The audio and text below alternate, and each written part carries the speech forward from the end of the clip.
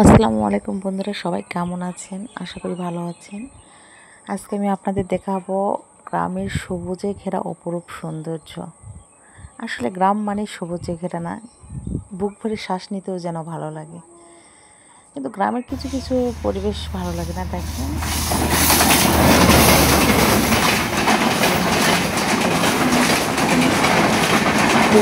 আপনাদের কার কার ভালো লাগে?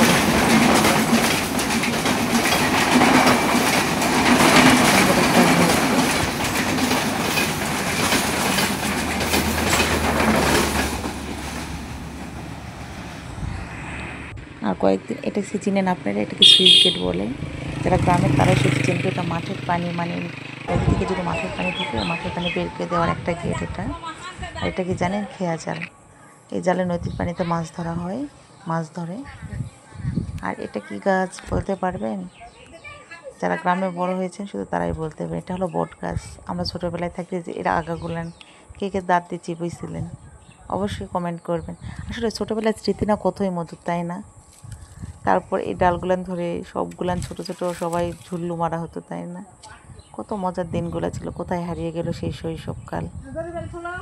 দেখেন, সব দিকে শুধু সবুজ আর সবুজ, বুক ভরে শুধু শ্বাস নাও আর শ্বাস নাও, অপরূপ সৌন্দর্য।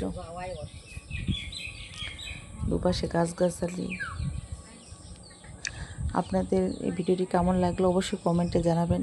আর ভালো লাগলে অবশ্যই সাবস্ক্রাইব করে পাশে থাকবেন।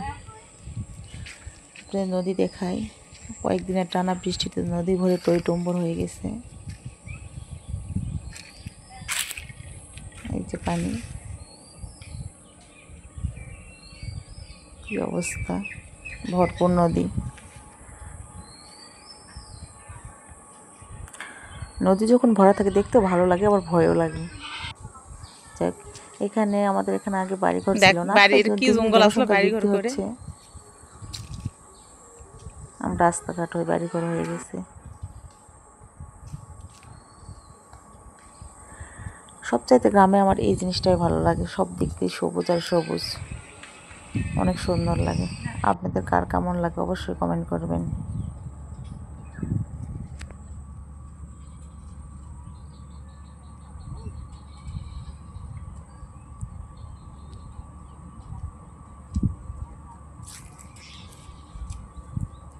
ভিডিও কিন্তু ধরা যাবে।